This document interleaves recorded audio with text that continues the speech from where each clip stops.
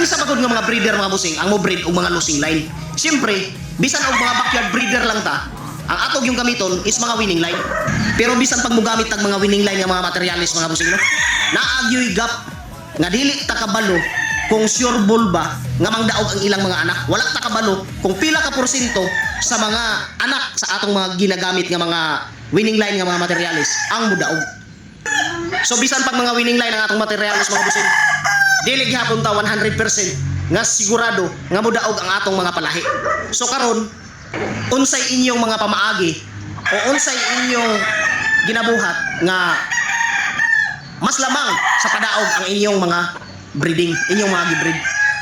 Kaya sa ako diri mga busing, wala ko tanan ni diri sa ako puro magyud ni mga winning line. Puro halos tanan old lines niya ako diri nga kabalo ko nang daog yun ni nga mga manuka.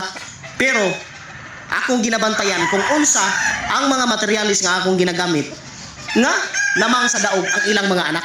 So mao na akong ginabalik-balik mga busing nga mga materialis nga i-breed. Wala na ko nagabase no kung unsay mga pangalan sa linyada. Ang ako kung unsa ang mga materialis nga akong ginagamit nga lamang sa padaog ang mga anak. So kamo mga busing, unsa inyong mga pamaagi para mahibalaan ninyo nga or mas makakuan mo ba medyo sa inyong hunahuna nga lamang sa padaog ang mga anak sa inyong palahi. Unsa inyong ginabuhat?